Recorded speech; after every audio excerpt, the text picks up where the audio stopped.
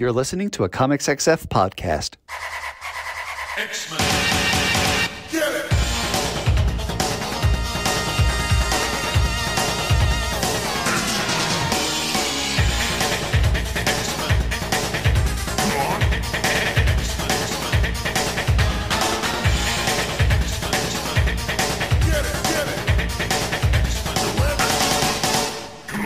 Hey everyone, and welcome to another exciting episode of Battle Yum.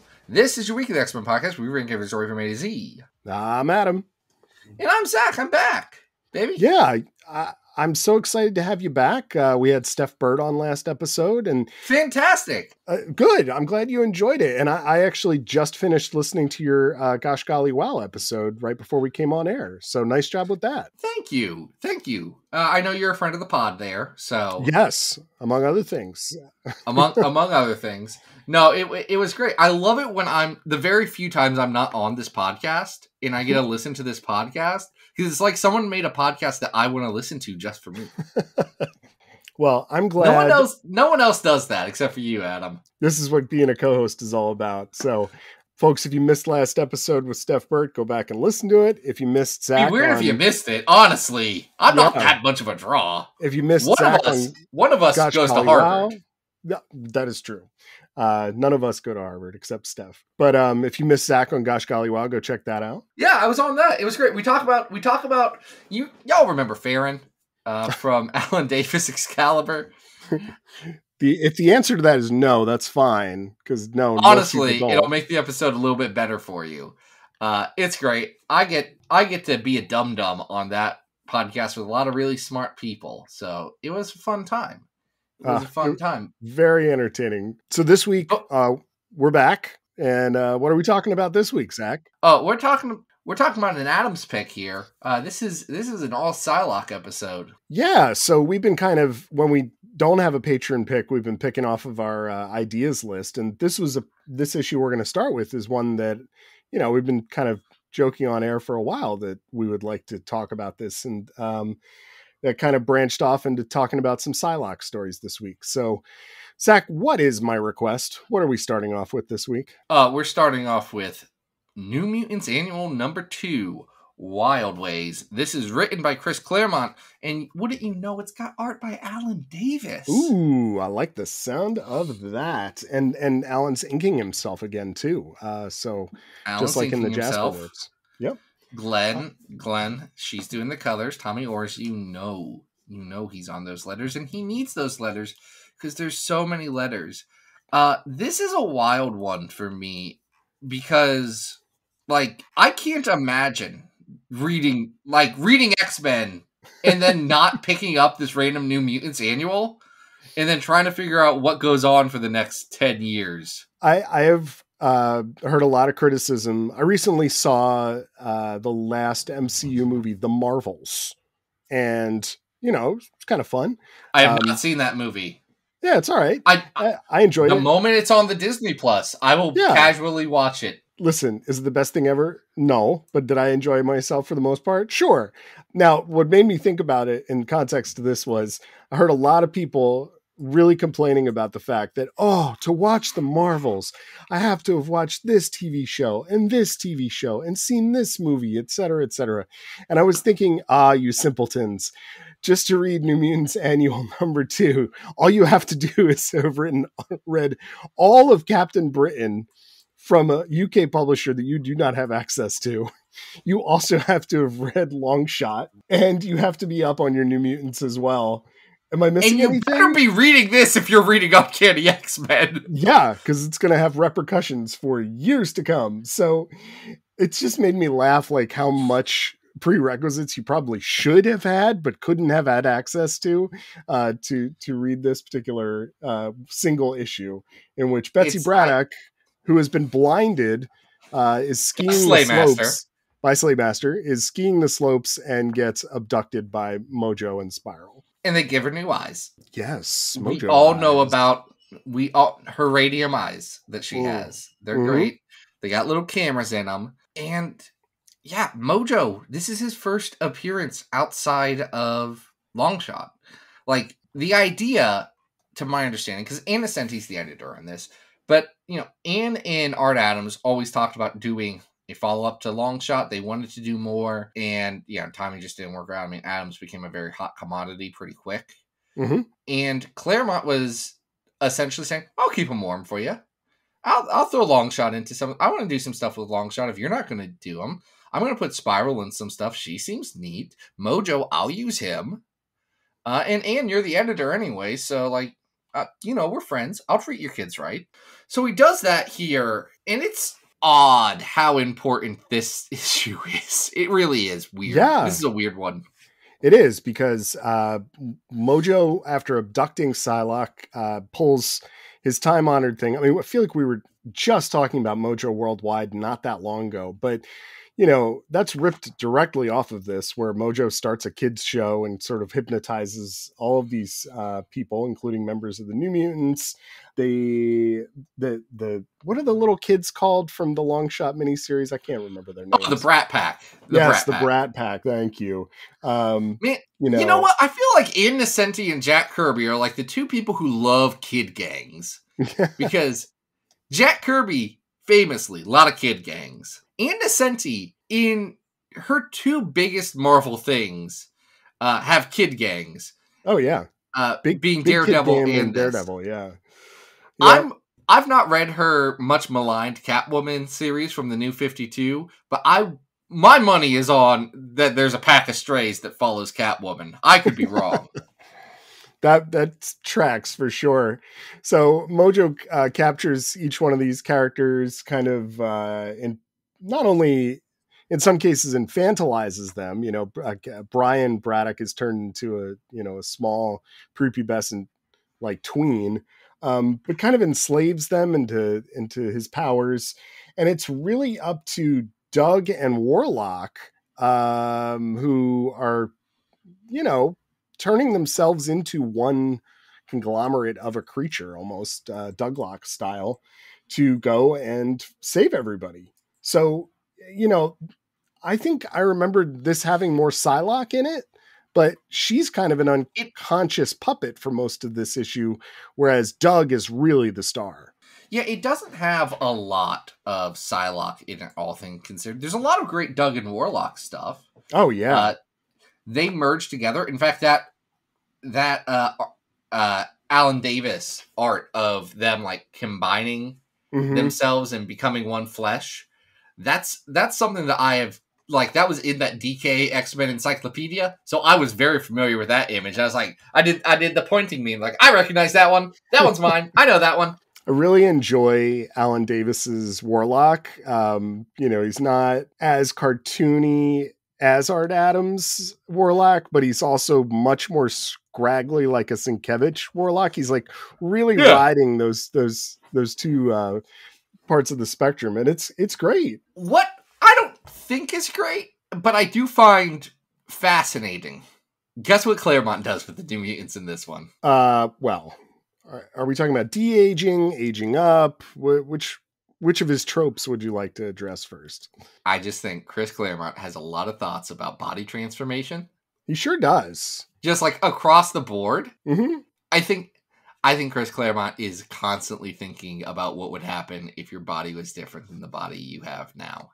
I think so too. I don't want to read. I'm not reading anything into that. I just think it's his favorite thing to write. Yeah. It's mind control, body transformation, and buddy, if you can body transform while being mind controlled, you are in it, Christopher. Woo! I think we might get some of that later this episode, but it strangely won't be from Claremont. I don't want to spoil that. I hope this doesn't awaken anything in me. This issue also has a weird thing in it that one of the Brat Pack, when they grow up, is essentially Jubilee, except Darla becomes redhead. Jubilee for one panel. Yeah, calls herself Jubilee, has Jubilee's fireworks powers. So it's kind of a test run of, what that character could be. Claremont was absolutely no, that was a good idea. I want to do that one again. Yeah, why not? It sounds great. Who else gets a little more character here than we normally see from her in general is Magma. Magma has a lot more agency here, even though she's de-aged down to a child. And, She's has to really stand up for... Oh, yeah. I mean, she's never fun, but Magma's the type of person that would talk about how her father was the inventor of toaster strudels. oh boy. Am I wrong? She's just the worst. It's not great, but once you you have to see how serious as a reader you're supposed to take her backstory, but this does ask you to take it pretty seriously, which I can't do. I was reading Marvel Unlimited Infinite comic recently, Adam. Yeah. And I was generally enjoying it.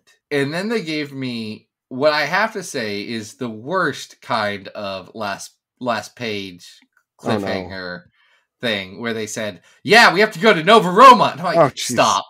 No. Come on, guys. No. It's a trap. Here's the thing. There are traps in X-Men. Nova Roma. It's a trap. They've never done a good Nova Roma story. You're not going to be the one to do it.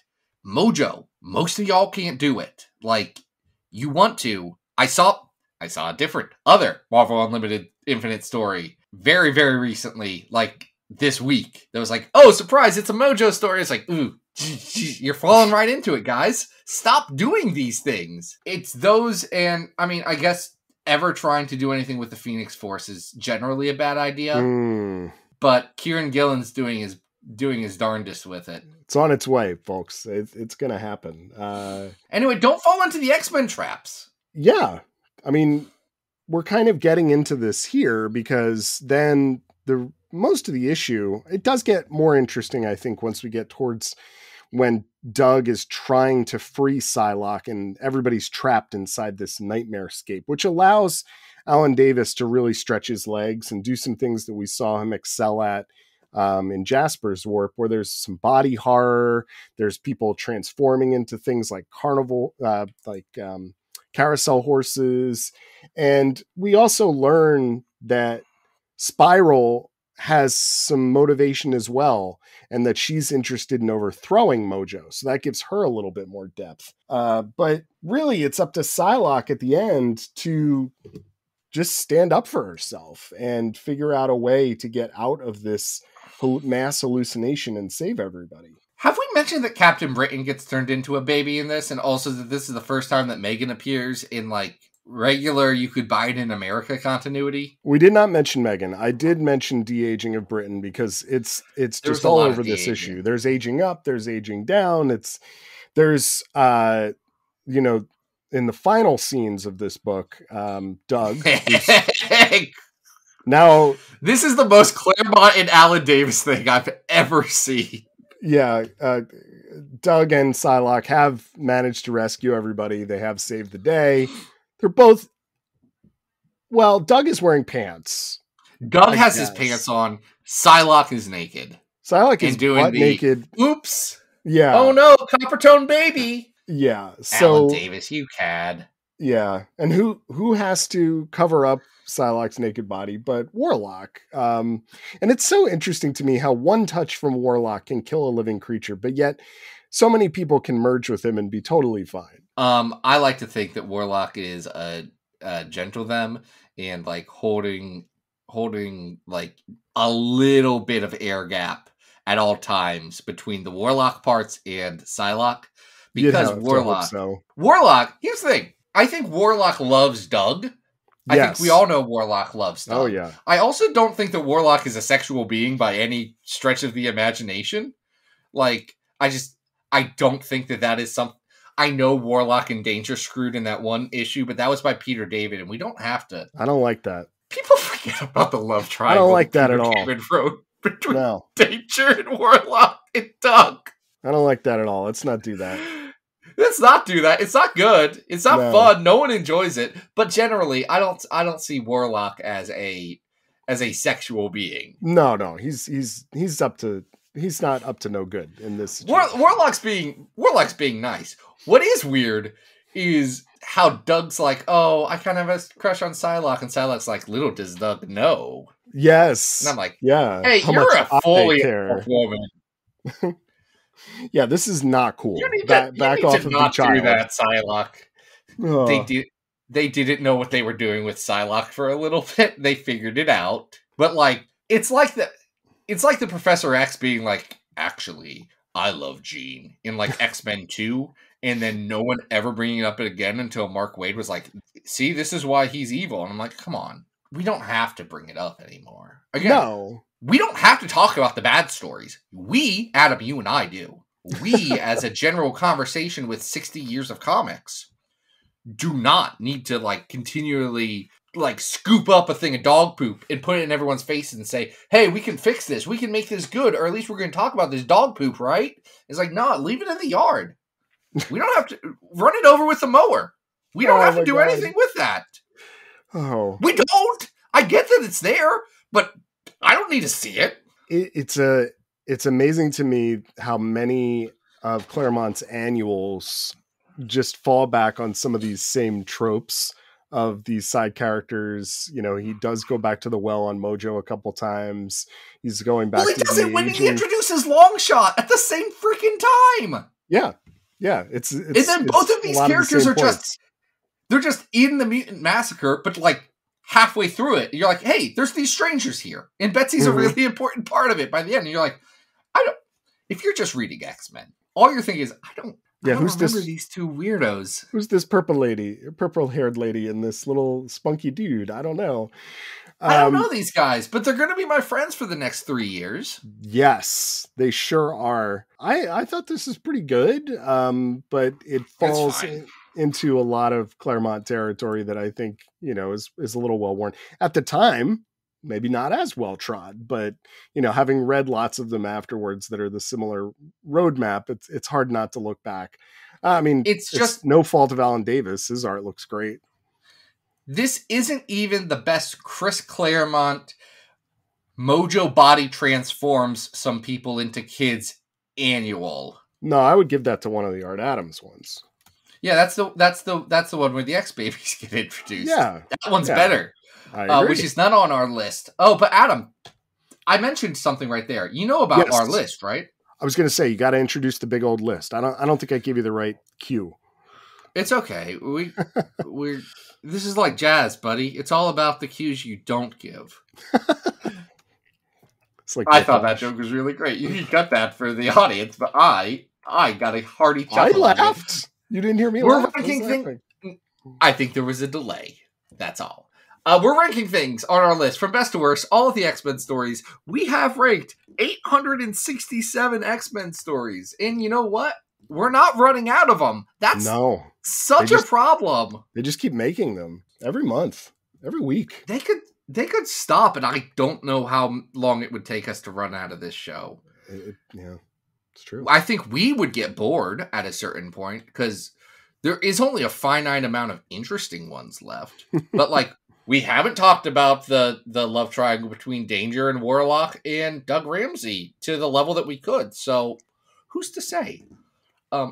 Who's to say? Especially because that issue is a Spider-Man 2099 issue as well. Tell us about the list. Tell me about this list. This list has 867 stories ranked from best to worst. Best X-Men story is Hoxpox. Number 200 on this list is X-Men Black Apocalypse. Number 400 on this list is the Jeff Parker Exiles. Number 600 is New Warriors 31, Who Mourns the Hellions.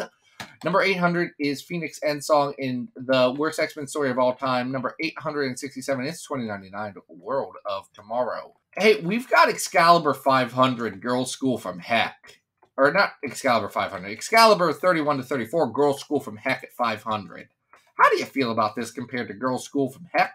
I think this is much better than Girls' School from Heck. Now, all the way up at 239, we have New Mutants Annual number 1. No, it's worse than that. Okay, so we know we're in between those two things. Is this better than X-Men Black? Oh, I'm sorry. I was going to say if this better or worse than X-Men Black Mojo number 1. No, I think this is better than that. Okay, that's at 376. Where were you looking? Well, I was up at 300 and wondering if this was better than Uncanny X-Men Annual number 18, which I think it is. I also think this is better than... You just said a number. I don't remember. Oh, no. I think 18's better. Really? That does not have Alan Davis art.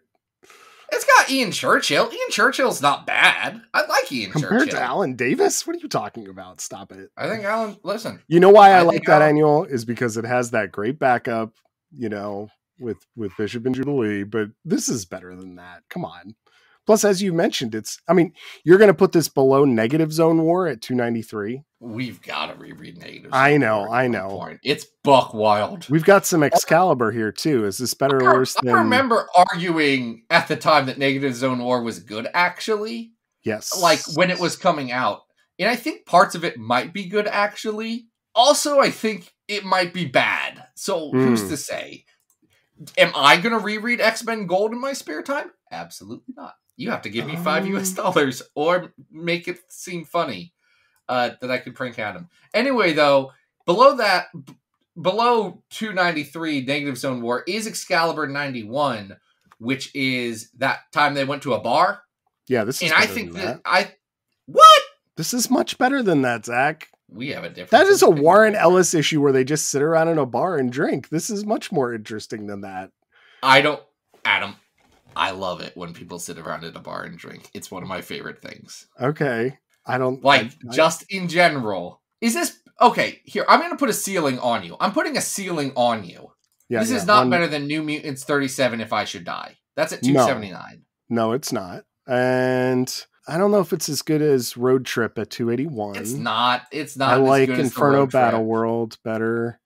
I think Marvel Knights X-Men is better. That's pretty interesting. Okay. I think we're in an interesting spot because at 287 is Marvel Knights X-Men. At 288 is Excalibur 51, Don't Drink the Water, which is the one where they turn into dinosaurs. Oh, Jesus. That's better than this. They don't turn into dinosaurs. It's the story of a dinosaur Excalibur. All right, here's what I'm going to say. I think this should go in between the first two issues of the Resurrection Era Gen X and Age of Apocalypse Factor X, which is just okay. So that would make it our new 290. I will accept that. That's 290 now? Yes. All right, that's a good spot for it. I have a feeling there's a lot of listeners out there who think that's way too low. But for me, I think that's the right spot. Well, for me in my house, it's way too high, but that's fine. I love it. We've split the difference. Now, we are going to see some other sides of Psylocke in these next two choices. This second one is it is billed as the rematch for Mutant Massacre between Psylocke and Sabretooth. This is Uncanny. It had to happen. Had to happen. Enough said. This is Uncanny. Said. 328. This is by Scotty Lobbs and Joe Mad. And it's 328. The story is followed up in Sabretooth Special #1 by Fabian Nicieza and Gary Frank. Which we've also covered on the show before. We have not covered that on the show. I told you that. No, the special? We have not covered Sabretooth Special. We haven't? No. Why have I read it? It's terrible. We had this discussion over Discord when I said, Adam, we forgot to add the Sabretooth Special into this. And then you said, oh yeah, got it. I can pull up our chat logs right here where you said, did we cover that? And I said, I just checked. No, we didn't. I could have sworn we did. It had a variant cover. We had this conversation less than 5 days ago, my dude. Dude, I've been sick all week. Cut me some slack. All right. Never.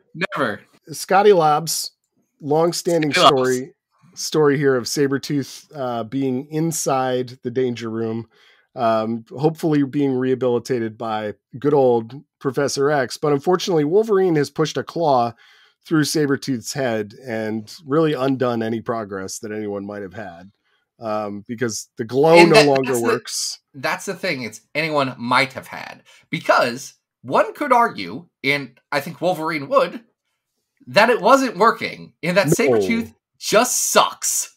Yes. Like, he doesn't want to be healed. And I do think of any individual plot point that was going on in the Lobdell Nicieza era, this is probably the most interesting and probably like the best concept that they put through the books at this time. Is Professor X is trying to do a rehabilitation of Sabretooth, especially because he feels bad because he couldn't rehabilitate Magneto, and like feels like he had to mind wipe Magneto and all this stuff, and like felt like he lost something major there, and is trying to make it up, and is failing so bad with Sabretooth because Sabretooth is irredeemable and can't be helped. Mm-hmm. Like, that's a good plot, especially as Sabretooth is being smart the whole time and tricking people, especially tricking like Boom Boom or Boomer or Melt. She's Boomer right now. She becomes Meltdown after she has a meltdown about all of this. That's a good plot. Like, I don't know if execution works the way it should, but in general, like Sabretooth and the Brig, that's pretty good. I think for a payoff issue, this rocks, because you have been building in the background of many issues that he's up to something. You know that Wolverine put the claw through his head. You know that Boomer has been helping and is getting suspicious and annoyed. And it all reaches this boiling point in this issue where you realize this is what Sabretooth wanted. He came here to, whether it be get a high or get fixed or whatever it may be. But now that he doesn't need the quote unquote glow, from either Jean or Betsy or whoever, he's manipulating Boom Boom into helping him escape. And that's exactly how this goes down. I loved the Joe Mad art in this. It just is really, it is very much like this is the perfect synergy between the animated series and the comic book. Like, if you were coming to the comic from the TV show and you saw this kind of art, you would have been like, God, this is exactly what I wanted. It's very, very different if you've been used to the Cuberts in this era, but have we talked about how in general I'm not a Joe Mad guy? Yes, we have. Yes. But that is echoed here. I'm just like, could you see how he still is able to sell the emotions of the issue, the acting of the characters despite the more cartoony presence of the characters? Somewhat, but I mean, part of it's Joe Mad. Part of it's, frankly, the 1996 electric crayon coloring. I was going to say the coloring in this issue is rough in parts. I bet you I would actually enjoy the line work a lot more than the colored art that we get, because it is the very heavy, we just got a computer and we're using everything that we can kind of vibe that you got in 1996. Yep. And that hurts some books. And it's because that's all together at once. It's hard for me to separate that from the work that Joe Mad does. I also have trouble, like, I'm fine with exaggerated anatomy, but Joe Mad stuff falls into Liefeld territory for me on occasion. Like, look at the cover. Look at the cover. Adam, look at the cover and tell me what's going on with the bottom half of Psylocke. I actually don't hate the anatomy there, to be honest with you. I mean, I don't know how anything below her waist works here. Okay.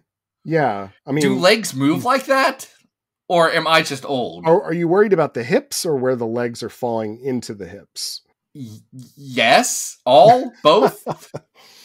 It's interesting because, like, clearly there's a lot of exaggeration and things going on here, but Joe Mad has such a better understanding of anatomy than Liefeld ever will. He clearly understands musculature and the way that bodies move, but he also has the cartoonist's ability to stretch and pull that in a way that makes it more exciting. And but he's pulling the side of the thigh forward, and that's a weird thing, like strongly in front of the butt. And maybe I'm just not a British supermodel that got put into an Asian assassin supermodel's body, but I don't think the body works like that. Oh, I'm not saying it's photographic. That's not its intention. I think that Joe Mad understands where bodies, like how bodies work. I think he understands musculature. I think he understands the form. There's a couple of really great things in here that not only showcase that he can do the acting, but also that, he understands the style and references and things that he's pulling from too, right? Like the Psylocke Sabretooth fight, it's not that different from playing around a Street Fighter, like when you see just how mammoth Sabretooth is coming out of the explosion and then having Psylocke come in and kind of drop kick him in the face. you're getting She's doing a lot of Cammy. There's a lot of Cammy in her. Yes. And you could tell that Joe Mad, this is where his visual interest lies, and I think he nails it pretty well. Hold on. You're telling me Joe Mad likes video games? Oh, it might be true. You're telling me the man that stopped making comics because he was playing too much Final Fantasy VIII likes video games? One of the greatest comic book urban legends of all time. I mean, my favorite thing about that urban legend is when you say Final Fantasy, especially in the 90s. Yes, I know it was big the whole time, but you assume Final Fantasy VII. And my understanding is no, he was really into Final Fantasy VIII, the one with the school and the dance. Amazing. That's great. Squall, I think is his name. I don't remember. Wow, I didn't play Final Fantasy. Oh, I don't know. I'm not. You've seen the weapons from Final Fantasy VIII, right? The knife guns. Is that the one? Okay, yes, I have. I mean, I feel like 7 is the one that everybody knows with Cloud. Yeah, because that's got Cloud and Sephiroth and all of your friends. Only because I've played Kingdom Hearts. Squall is in Kingdom Hearts, but in the first one, and I think the second one, I've not played the third one because, I mean... No, I don't have a PS5. It didn't come out when I was a kid.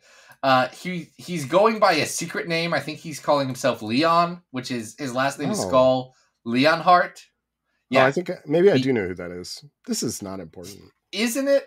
Because I gotta tell you, Squall's a guy with a revolver that has a really big knife on it. Amazing. Anyway, it doesn't matter. You're right. None of this matters. Can I tell you why? What rubs me the wrong way about this issue, and especially as you get into the Sabretooth special with it? Yeah, please. Sabretooth wins, and by winning, he breaks everything, or at least breaks a lot of stuff. Specifically, breaks Psylocke to the point where, while she was mostly, like, I feel like Psylocke had a bad run in the 90s, even though it's, like, her hottest, most popular era, and she's got that Jim Lee design, like, as a character, she kind of gets really screwed over, especially here where she gets beaten and bloodied and taken off the table and nearly killed. Same thing with Angel later in this. Also conflates that with Angel, like, they try and do a thing in the DCAza one where, like, Angel's really upset because he has a lot of trauma about Sabretooth, but no, he doesn't. No, that was Harpoon and Blockbuster. Oh, right. That ruined his rings. Oh, I forgot about that. They're like, yeah, Mutant Massacre. That was the same time, right? And I was like, no. Oh. I remember that. They try and, yeah, you're right. They mix up the two stories. I will say this for what Scotty Lobbs is doing here. I do think as a very dramatic punchline to this entire, like, background story that's been going on, I do think it's pretty effective. I don't love it when, you know, a main female cast member is just kind of, I mean, it's not fridging, but I'm not even going from that. I think it's weird to have this reference to this story that was like her intro story, which was, look at me, I may be a tough, dainty or maybe a dainty, like, model lady, but I can still whoop ya.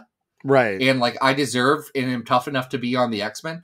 I think it's weird for the callback reference of that to be, no, you're not. And I know that this is not 100% on Lobdell or anybody because of how editorial changed, but then for the, like, if that was hey, you got beaten down, but you build back up again, because that's how these cyclical stories work. Mm-hmm. Instead, it was, actually, you're not weak, you're not strong. We have to give you more mystic ninja powers, and then you're not going to use them for a while until you get killed again. That's weird. Yeah. It sits wrong with me because it feels like it's, you know, like crumpling up the character and tossing her into the trash, which I don't want to say is necessarily the case, because, like, they give her a mini series. It's just their idea for the next thing with Psylocke was one of the dumbest things that they've done in X-Men, and I'm not even talking about the face tattoo, which I'm fine with. I don't disagree with you at all. I think that this character has a weird run. We're going to see some of those interesting things in the next story that we talk about, of just like how convoluted can this one character become. I think for this particular issue, just as a gut punch, it does work. It's effective. Now, do you think that the follow-up in Sabretooth special, that's essentially about how Sabretooth is just on the run and they have to still fight him, and then He commits suicide by cop. I hate that. I think it's absolutely terrible. It's weird. Yeah, and it's poorly drawn. It doesn't have anything in common with the stylistic flourishes of this particular issue. Gary Frank, I don't hate Gary Frank. He's just a weird pick to go like as the follow-up for Joe Mad. Yeah, it doesn't work too well. Do you know what one thing I think about the Sabretooth, though, in both of these stories? What's that? I think this is exactly like where Victor Lavelle's getting his Sabretooth from. Like, it's this Sabretooth. It's this and the Larry Hama one. It really does inform like what you then see as the consequence, you know, of where we've seen him end up in the Krakoa era, right? You know, like you're reading this, and you're like, you're right, he is irredeemable, and like we're not going to be able to fix him. We're not going to be able to let him be part of our society because he's this wild man. So it would make sense that Hickman, that Laval, they're all going back to this version of the character instead of some of the more heroic versions that we saw in the 21st century. I've got one more thing to say about this one. And that is, why did they mostly use the same font for Sabretooth's logo as they did for Spider-Man's scary logo in the 90s? And that's more of an indictment of Spider-Man than anything else. That is odd. Why did they do that? I don't know. It's not the exact same logo because it was like hand-drawn, like they were all doing at the time. But it's like 90% the same logo. Wait, so are we ranking the Sabretooth special? Because that's just bad. Why not? Let's rank them both of them. See, now this is trickier to rank now because I really like 328, but I don't like the special. I think the special is terrible. Well, the good news is I don't really like 328. So we were going to have to find a happy medium anyway. This is worse than Wildways. Oh, definitely. Yeah.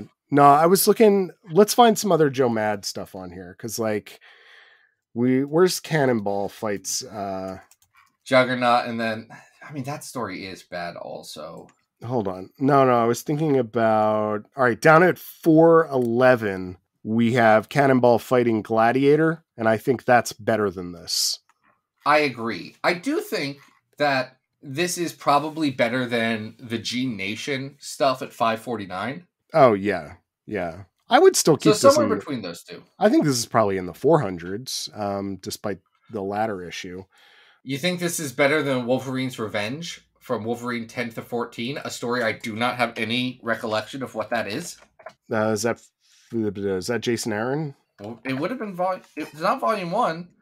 Yeah, it's volume 4. Jason Aaron. Oh, wait, that's the Red Right Hand, buddy. Oh, that's what I thought it was. Okay. I'm going to put the Red Right Hand with a red right hand. Yeah, sometimes we forget to label these things. We label them what the story calls them, not what we call them. Yeah. This is I'll say, because you like it, I'd put it above that. I don't know how high I would put it. Like, I like this better than The Hunt for Xavier at 472. And that's Chris Bachalo doing a lot of that. I kind of think this is worse than the Conan arc of X-Men, which is right. It honestly comes down to the art. The Kubert art hits for me, and this in a way that we're at the same time. Like, I think the story's insane in the Conan stuff. Like, that's truly a bad story. Also, I'm okay with and this. I like parts of this story. Yeah, that's a weird thing. But if we're putting the special in there, then this is fine. This is going to be our new 469. We're putting it right below the Conan arc of X-Men Volume 2 by Fabes, and above Marauders number 20, Wind Riders by Jerry Duggan. That's the one where everyone says Storm is great, and I'm like, yeah, that's what everyone has been doing in comics for 20 years, just saying Storm is great and not doing anything about Storm being great. And then Al Ewing comes along. He's like, I'm going to make an entire book that's just about Storm doing the coolest stuff you've ever seen. Love it.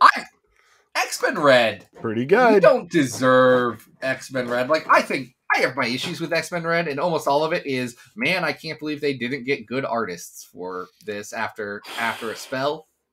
They really should. If Stefano Caselli draws the whole thing, then... Oh my God. We're in all-timer territory, man. Would have been amazing. It's okay. Well, do you another woulda could have been amazing thing that I love, Adam, as you know. Yes, is. It's the Joe Kelly, Steve Siegel era of X-Men. I knew you were going to say that, and that's what we're finishing off with this week is X-Men. It's so weird, 77 right? and 78 Psi-War parts 1 and 2. You know, the elder statesman of X-Men podcasting, Jay and Miles Explain the X-Men. Yes. Has been they're at like right before the Hunt for Xavier. Yes. In their coverage. Yep. By the way, just to put it in perspective, 6 years ago when we started this podcast, they were just finished with Extinction Agenda. Isn't that amazing? So the 90s have not been kind to speed. Oh, there's so much of it.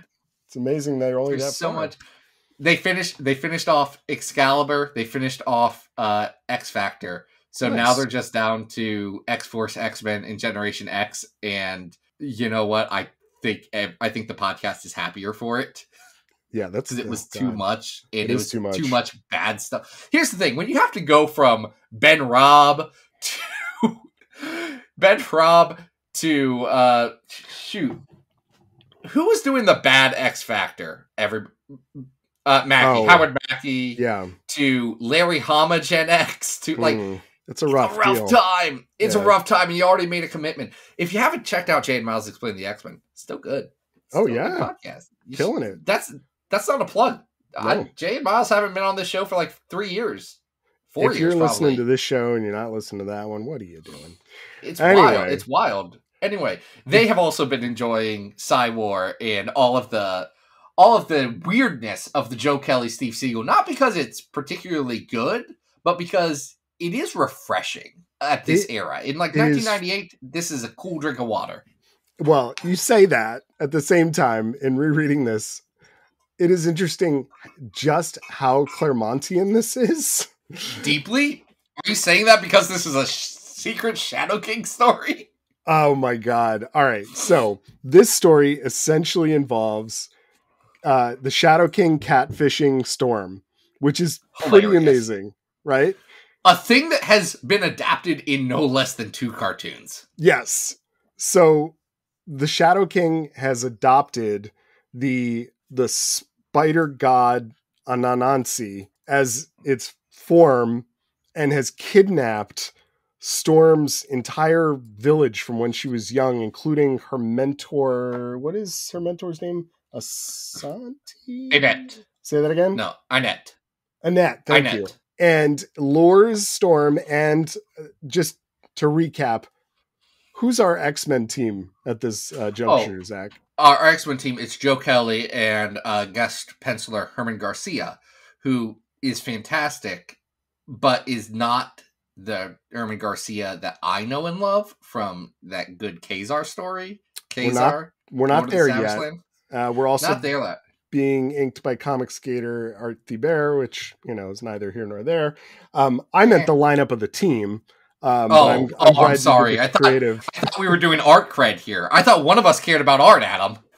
Of course we do. And Art Adams. Yes. We care about both Art, Adam and Art Adams, the artist. I just don't like to, skip over opportunities for you to talk about your boy. So, Thank you. And it's so important. It is. So the X-Men are Storm, Wolverine, normal, good. Psylocke just kind of appears on this one out of the shadow, very literally. She's like, "Hey, what's up? I'm Psylocke. We all know me, right? I've been off page for a while doing some Crimson Dawn stuff, and no one liked that. Yep, but I'm back to do some more."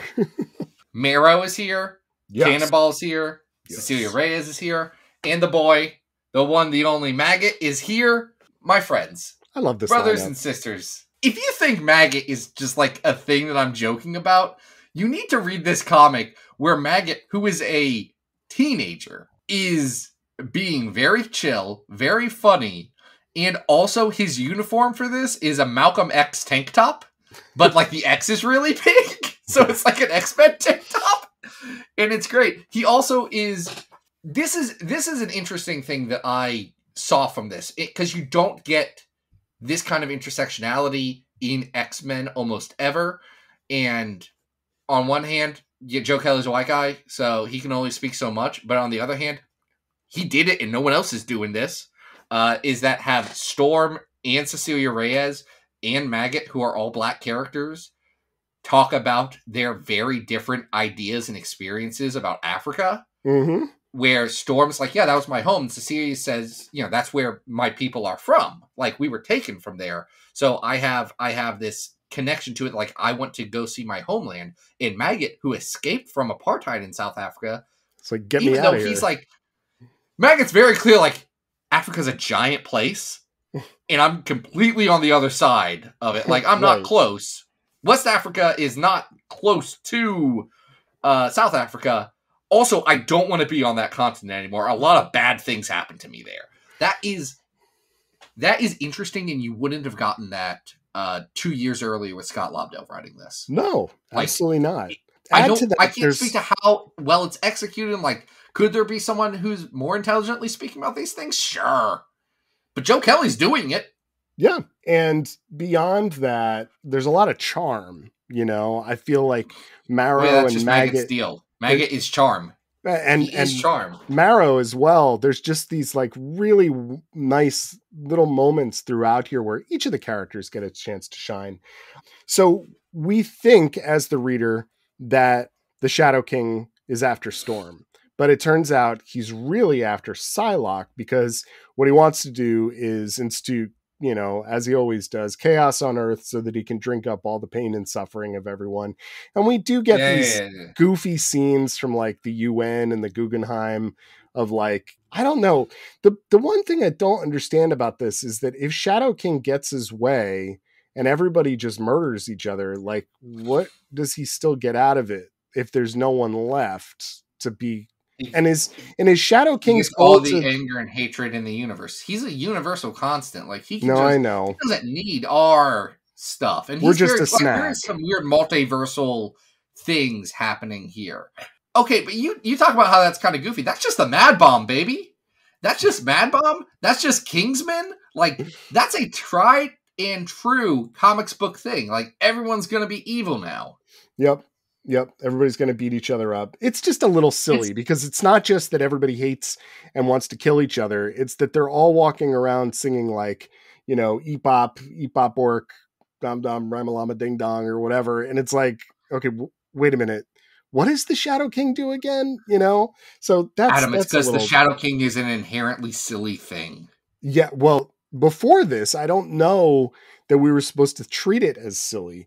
No, but you and me have read the Shadow King comics. Yes. Well, Shadow King's been good one time. Two times. Shadow King's been good 2 times. It's Legion and the time Vita Ayala wrote them. That's it. I'm not sure he's bad here. He's actually kind of fun. He's got I kind of like the Herman Peralta Shadow King design. Yeah, Garcia. It's okay. Garcia, excuse me.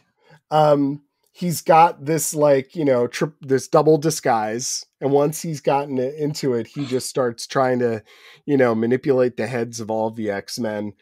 We find out that after Mirror Island Saga, he was able to reconstitute himself in this reality after Onslaught, because Professor X was no longer there to like guard the astral plane or whatever. I don't know, whatever. It's fun comic book stuff.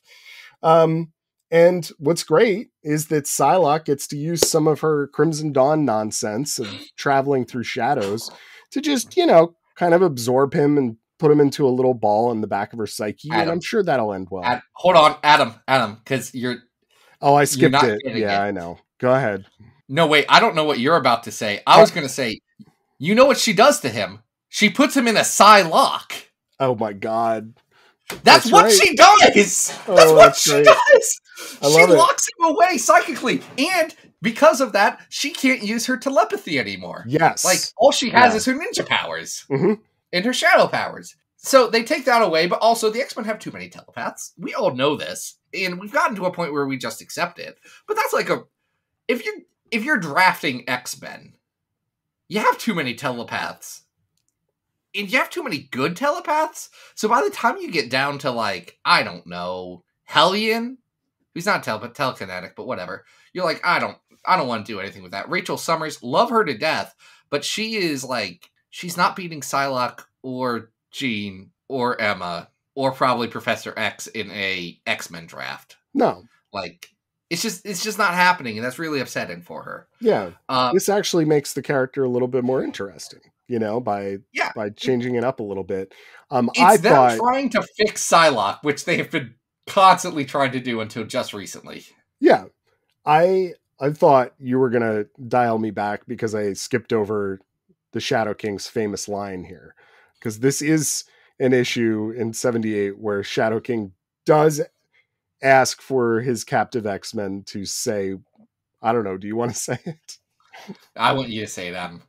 He, please, nobody take this out of context and audio edit this into something else. But he does say, so, are we ready to make a deal? Talent, fame, beauty, it can all be yours if you say the magic words. Hurt me, daddy. Shadow King's weird. Really Shadow King's weird.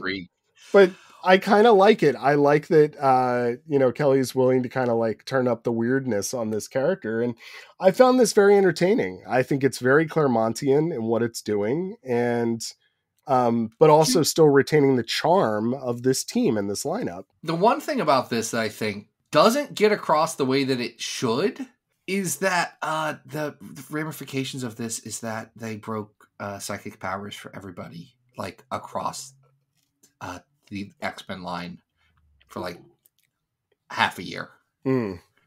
Like Cable and X-Man and like Danny Moonstar and like several other characters were all screwed up from this, and Emma, I think, and it's just like barely touched on. Well, yeah, I mean, it's tough because they give you this one pager where it's kind of like, oh, everybody feels the psychic shockwave, but is everybody on editorial on board with this? I mean, they should have been. There was one dude. Yeah, but Kelly still knocks it out. I mean, there's this great Marrow bit at the end where she's joking about flirting with Sam. I really like that. I love the moment when Maggot goes to check in with Wolverine, and Wolverine is not okay, which is just unusual. And I like the fact that, Kelly's writing him that way. So he has such a good handle over these characters. I'm kind of surprised to say this was probably my favorite story of the week. I knew it was going to be. Here's the thing. This run is like, you sit back and you're like, oh, okay, actually. Yeah. We finally got people turned on to Supernovas being good. Yes. Like it took a little bit. And people say that now, but that's just because Jonathan Hickman liked it also, because he has taste. And I need to get people turned on to the fact that actually, hold on, I've been trying for years. The stuff with Maggot rules. You just didn't like it because it was weird time in X-Men, people. Now, this is a tricky one to look up on the list, though. I'm trying to find other, we have... This is better than the Seagull stuff. With yeah, 292, we have 353 to 355. I think this is better than that. Which I think that 292 is only on there for sheer charm. Just because it's a charming story, also. Yeah, that also has some really great Chris Bachalo art in it as well. It does have some. Second time I've name dropped him this episode. Let's see. I think I have a spot in the list where I think is reasonable. Okay. I don't think this is better than the Amanda Sefton Magic series. Oh, where's that? That's at 233. Okay, yeah. I do think this is better than Cross Time Capers from X-Men Blue. I think that's a great place to put it then. That would make it a 234. I'm okay with that. Great. I'm glad we have consensus, Adam. Listen, folks, that's a fun one. If you're a Shadow King fan, if you're a Psylocke fan, if you're a fan of that lineup, you got to check that story out. It's silly and fun, and I think the art's pretty good. It's nice. I think it's pretty good. Go check out anything Herman Garcia has drawn in the last 7 years if you also want to see good art. Jesus, he's leveled up incredibly. You know how much that guy's gotten me to want to read a Chris Cantwell comic. Hey, cool. Good art goes many places, right? So, well, that was fun. We got a chance to check out a bunch of different versions of Psylocke. That was cool. What are we doing next week, Adam? I don't know. Schedule. Next week's Valentine's Day. This is Valentine's Day. Yeah. I've obviously convinced my wife to read all of these comics and discuss them with me, as I'm sure you and Anna have discussed. Yes. So we're going on a date on our next episode. It's going to be a lot of fun. I'm joking. It'll be me and Adam. That'll be it. We'll be on the date. That's what I should do. I should hand my wife the Ultimate X-Men comics that we're reading Oh my and be like, hey, read these and tell me what you think. I just want to know what she thinks about Robert Kirkman Ultimate X-Men. Okay. Yeah. That's going to go over real well. I value my marriage, so I'm not doing that, actually. But yeah, this was a fun episode. Before I forget, I do want to thank all of our Patreons on patreon.com/Battle of the Atom. If you want to be like them, you can reach deep down into your hearts and pocketbooks and toss a couple of coins into our coffers. It's $5, and you get a story on the list. Here's the thing. Ask us to do something. List fun. Is short, so let us hook you up. Find comics that you can only get at Taco Bell and send them to us. Tell us to rank comics that were made for the movie Logan that you can only find if you dig really, really hard and find the comics that were made only for the movie Logan. Because there is like an actual 3-pager. Not the actually good-looking one that they have in the movie where they're like, oh, they've got to find Eden or whatever. Which, by the way, somebody, if I had X-Men, if I got 20 issues to do X-Men, all I would do is adapt dumb stuff from the movies and TV shows and comics. Beef would be there.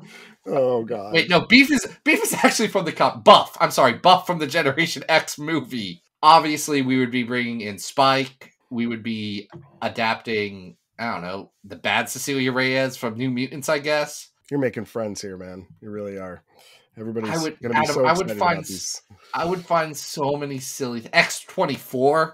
Obviously, we all know X-24. How is that movie so good and also has X-24 in it? I'm telling you, man. I don't know. That's insane. I don't want to get into that. Wait, hold on. Do you not like the movie Logan? I think Logan is great. I think Logan would have been a much better movie, and I've had this argument with people who I'm sure are much smarter than me.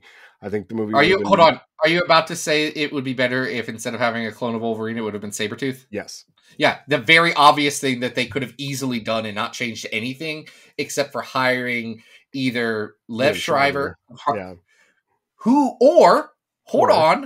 bring back hire Tyler Kane. I mean, who cares, right? He doesn't have to say anything. He had great eyebrows in that movie. Just recast it. Anyway, I didn't want to get into it. That's been my opinion since I saw the movie. Still a great movie. It's easily the simplest thing that you could do. And then you could re-add the deleted scene where right before that a kid is playing with Sabretooth and Wolverine action figures. Yes. And Wolverine talks about Sabretooth. Like, it would have been so easy to do. Anyway. Adam, what do you got going on besides talking about how James Mangold could have done a better movie? Nothing. Follow me on social. What is it? Adam Rec on Insta and Blue Sky, and Arthur Stacey on Twitter. And I guess we'll see you next week for our hot Valentine's date. It's going to be a hot date, but until then, folks, this has been Battle of the Atom. We hope you survive the experience. Get it!